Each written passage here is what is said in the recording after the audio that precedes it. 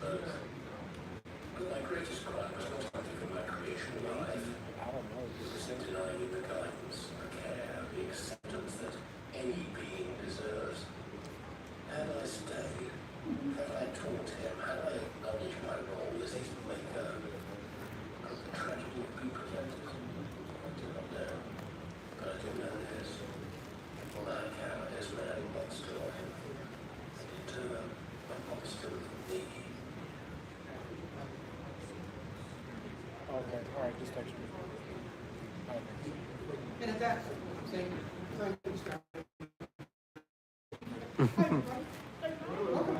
Thank you. All right, so everything I'm going to be doing is right here on the screen. So if you're there, please buckle your seatbelts with their arms and hands inside the presentation. There are a lot of big people. And by the way, if you do get attacked by natural kaiju, the exits are about 300-foot lizards. Don't care, so it doesn't really matter. I am. I run a podcast. I travel through time and space and I talk to characters and creatures of all different types. And today I'm here to talk about Kaiju, their history and where they come from. What you heard before I was playing was some excerpts from my podcast. I'm all over. Listen to me if you can. Go to my websites, and a couple of people already went to my website. A pretty extensive collection of information and stuff up there. On all the major podcast services, I currently have season 1 up for 20 episodes, so look for videos and anthology, you'll find everything, and I'm in a booth down in South Hall of BS314. If you want to come by and talk, please do. I don't tend to do a lot of question and answer in these things because the next person is going to get in. If you want to talk to me, please do come down to my booth. I'm happy to talk to you.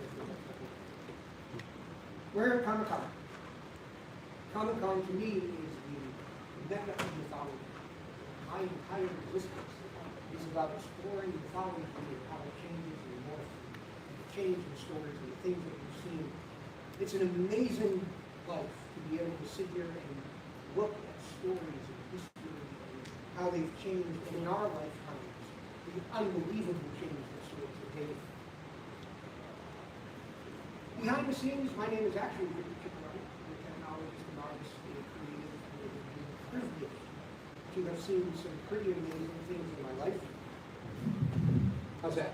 Gonna pick it up any better? Okay. I've seen some pretty amazing things in my life. My life kind of started as a kid in the 60s, lying on the floor watching black and white cartoons and all the kind of little movies we used to see back then. And I got to really see the world change. I got to watch a lot of really things. I'm older than the internet, older than pagers, cell phones, computers, you name it. I was in line for the first Star Wars movie.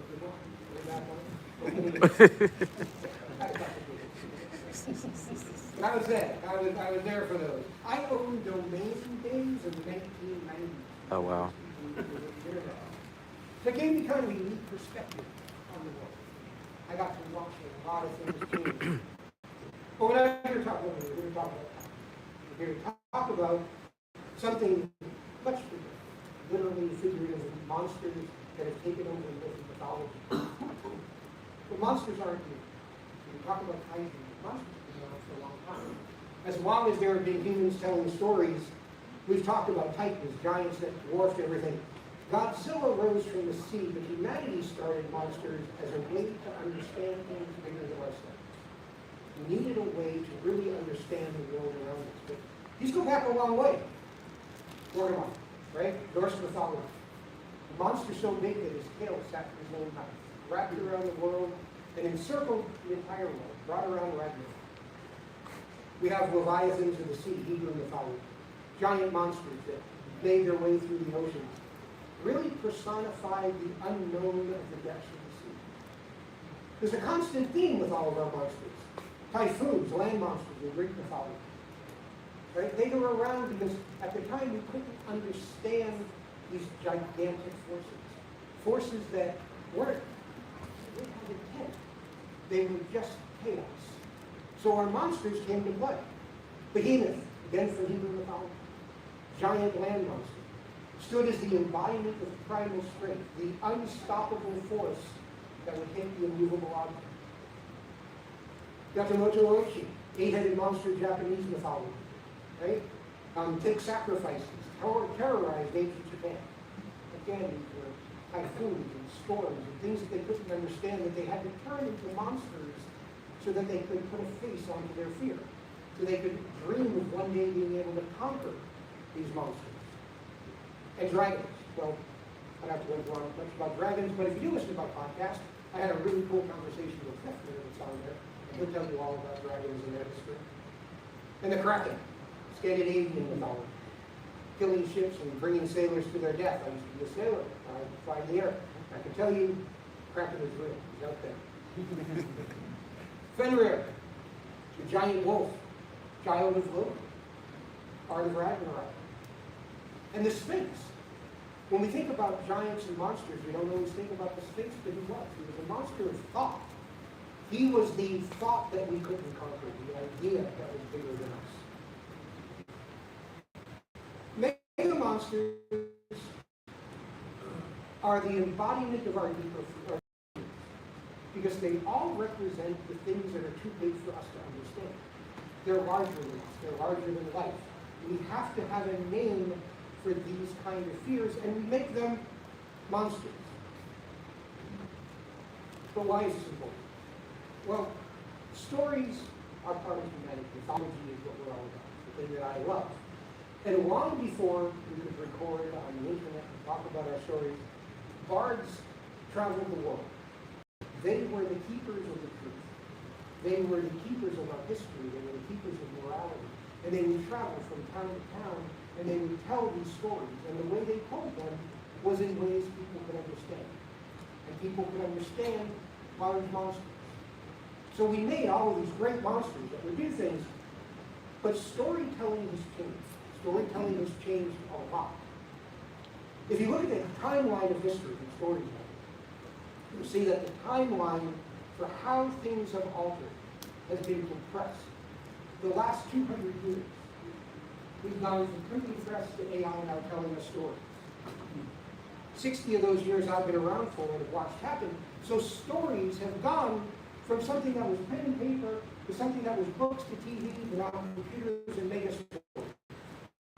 Everything about our stories has changed, but the most important thing is stories have now become commoditized.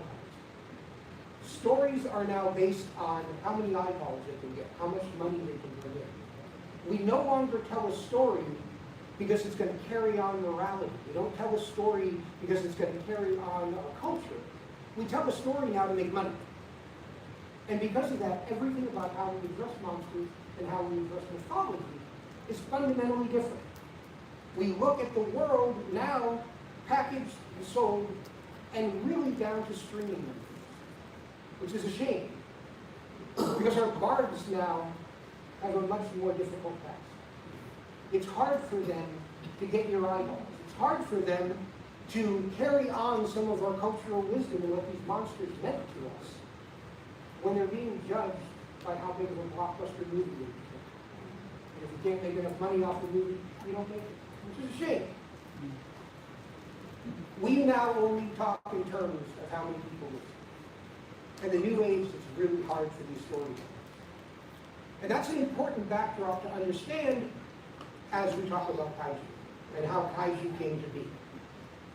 The word means strange beast or mysterious creature. But words, like mythology, change over time. And Kaiju has now become a very specific brand of creature, a very specific brand of monster. And it came from a very straight path.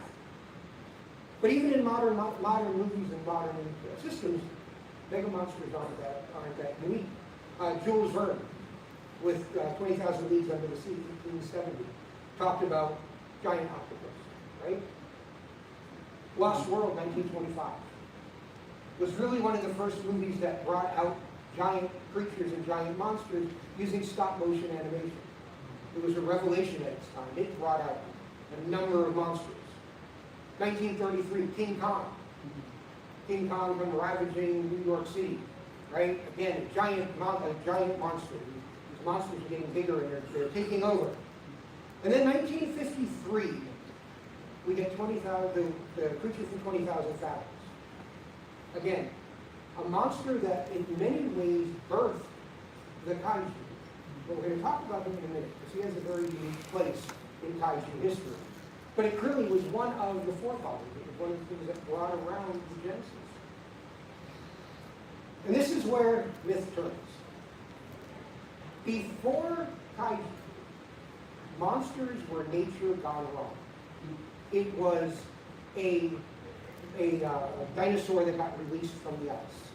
It was a undersea monster, a squid that got, octopus that got too big, right? Kaiju were different. Kaiju changed everything for us. And it happened because of a couple of rather unfortunate parts of history. The seed of Kaiju started on August 6, 1946. After the 6 years of World War II, the little boy was dropped on Hiroshima. 3 days later, a fat man was dropped on Nagasaki. It brought about the end of World War II. But it was an incredible disaster. It brought devastation and horrendous acts of horror to a nation. A land, a people, a culture was scarred forever. It may have brought the end of World War II. It was the beginning of a lot of healing for Japan. It was the beginning of an age of rebuilding. However, in the U.S., we saw something very different. We came home from World War II to a land that was looking like it was going to be, milk and honey, and everything was growing, and baby boomers were booming. And all the good stuff was happening on this side of the world, right? We saw our future as science fact. It brought around our atomic age, where we were seeing flying cars, and we were seeing jetpacks, and all kinds of cool stuff. From the American perspective, it was really a great time. We were zipping around in our jetpacks, and it was pretty awesome. It wasn't that way throughout the entire world. But coming off the 1930s, when pulp fiction and pulp magazines came, the comic book genre really started taking off. And now we start seeing pulp magazines bringing in billowing capes and comic book covers, red, blue, and gold, streaking across the skies with the S's on chests. We were the superheroes. The genre was taking off, except for Japan. They were still a conquered people. They were still an occupancy that didn't end until April 28, 1953. In that time, their entire movie industry had been destroyed. The theater's gone, the industry over. And a lot of what they were seeing were Americanized movies or theaters that were completely controlled by American occupancy. And they were getting American movies that were shown that were retitled, that were using voiceover. They weren't getting their own theater yet. Until the mid-1950s, when they hit their golden age. And all of a sudden, Japanese movie houses started putting out incredible movies. And they started getting all kinds of international acclaim for these movies that they were producing. And they were doing really well. So now they're in this period of growth. They're getting really big, everything's going great. And about this time, 2 American films came out. They reissued King Kong. And at the same time, 20,000 The Beast from 20,000 Fathoms. And these were culturally huge in Japan. That's what they were in the States. In Japan, King Kong was a reissue. So now, you've got a movie environment where they're growing their own movies, doing well, and we've got 2 American movies just did really well in Japan. And then, tragedy. Again, March 4th, 1954, the U.S. and the Bikini Atoll was testing an atomic bomb. As we did back then, all kinds of stupid stuff. We blew up an atomic bomb that day as a test. The wind changed.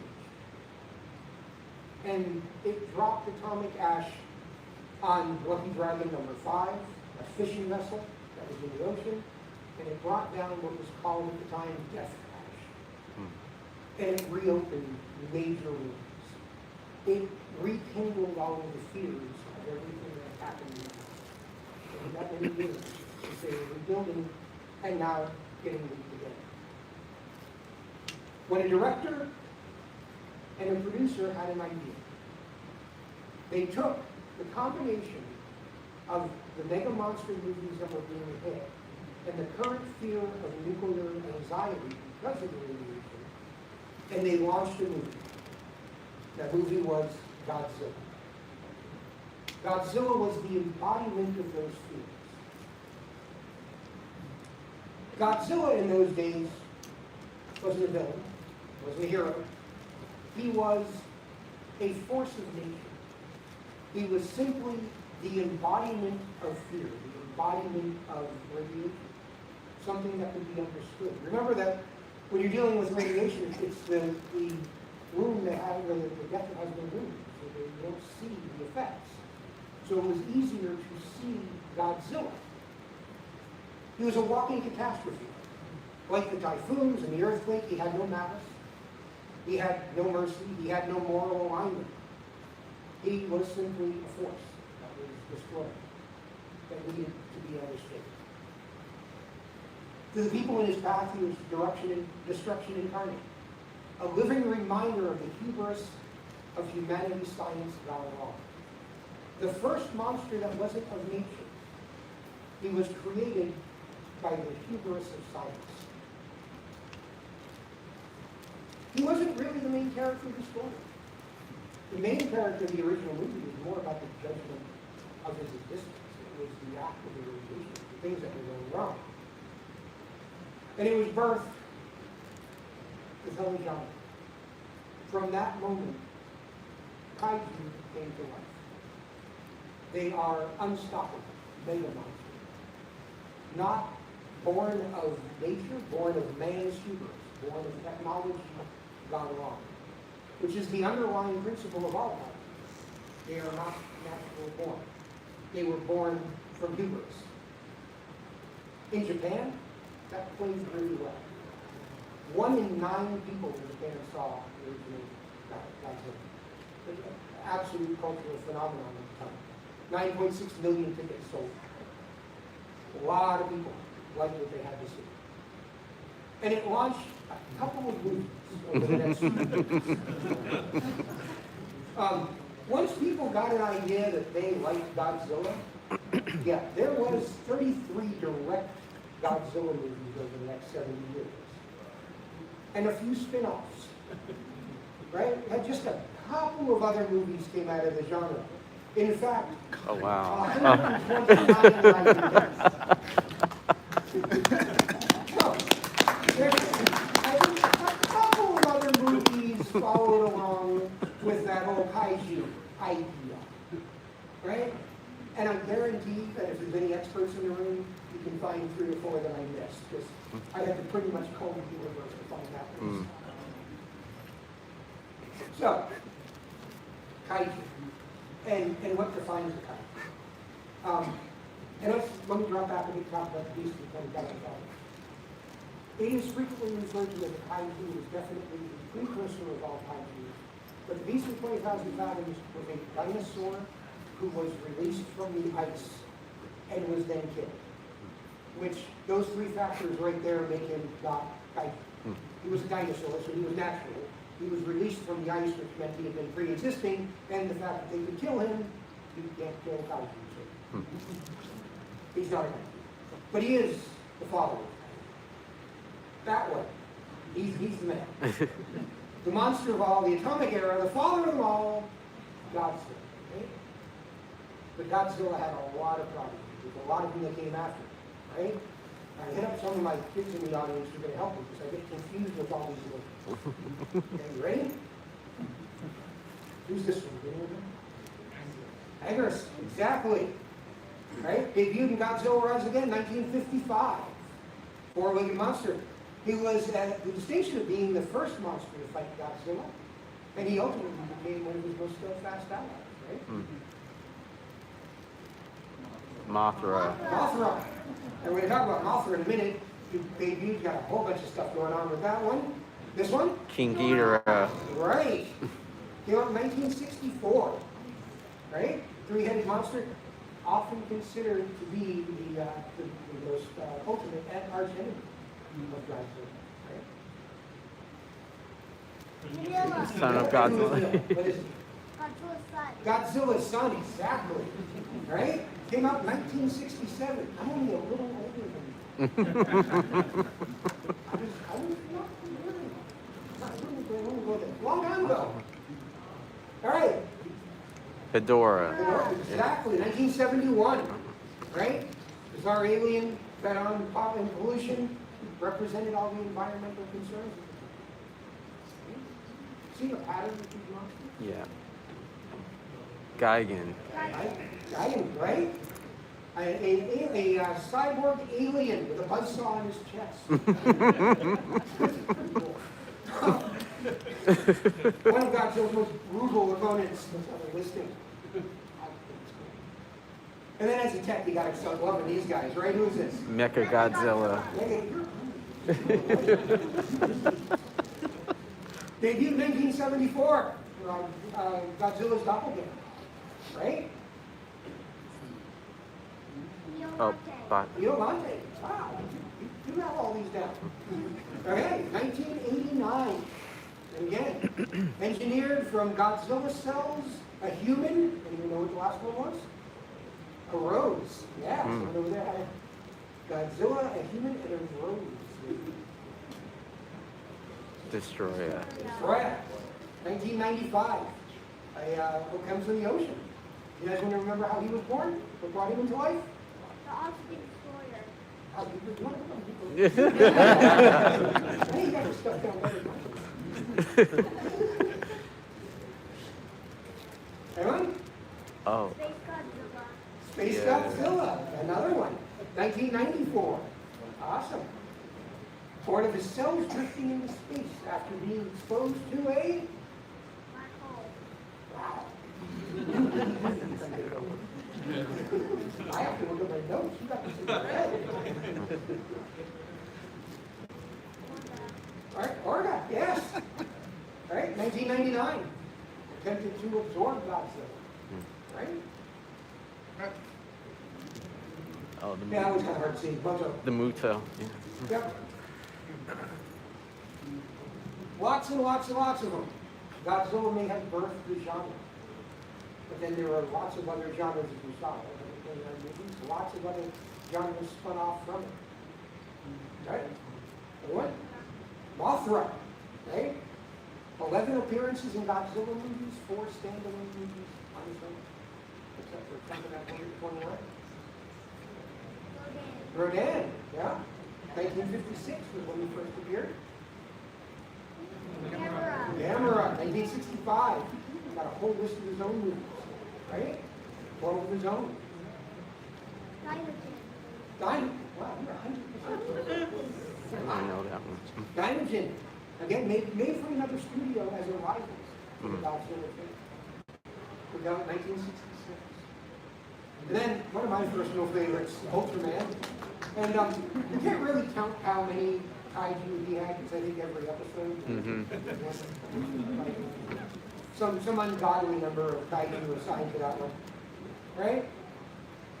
But then, Oh, Clover. we start getting on the bandwagon, right? Turn of the century, we're going, oh yeah, we like this stuff. Right? So now we start getting into it. We start with Cloverfield, right? Clover Monster starts taking over, bringing a whole new kind of approach into the genre, bringing a new face to it. And then, 2013, 2018, we bring in Pacific Rim. What was Pacific Rim's biggest contribution into the world of Kaiju? Anyone? A very specific thing that they introduced, right? Got it? Jaeger. Right? And what is Jaeger?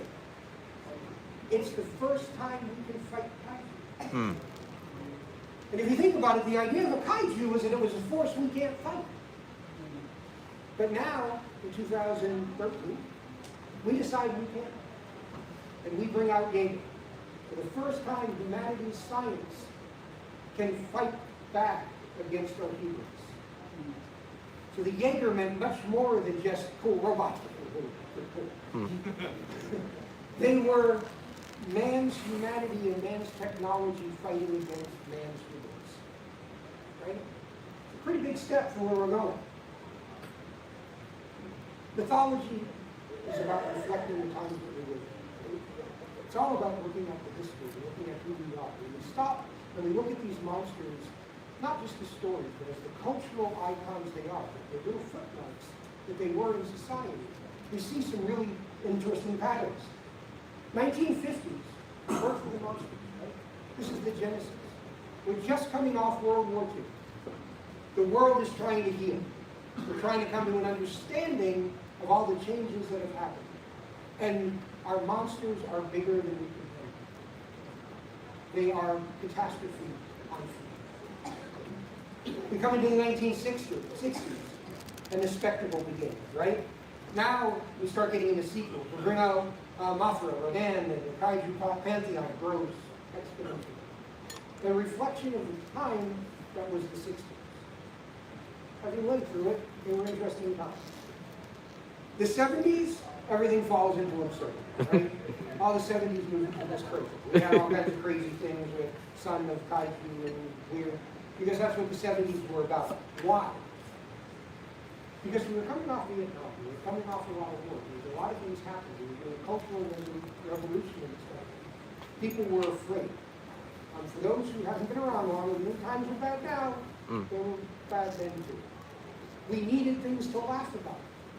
We didn't need monsters to be afraid of. We needed monsters to bring us pleasure and joy, and our monsters started getting a little weird. Then we move into the 80s. Now things start getting darker. A lot of our 80s movies start getting into the return of Godzilla. We've now gone back to being an enemy, not just a friend of you. Okay? We move in to the 2000s. Now we have this global awakening in the world, right? The world is Y2K is coming up, everything that. And if you look at our monsters, they reflect a lot of that. They also reflect the technology.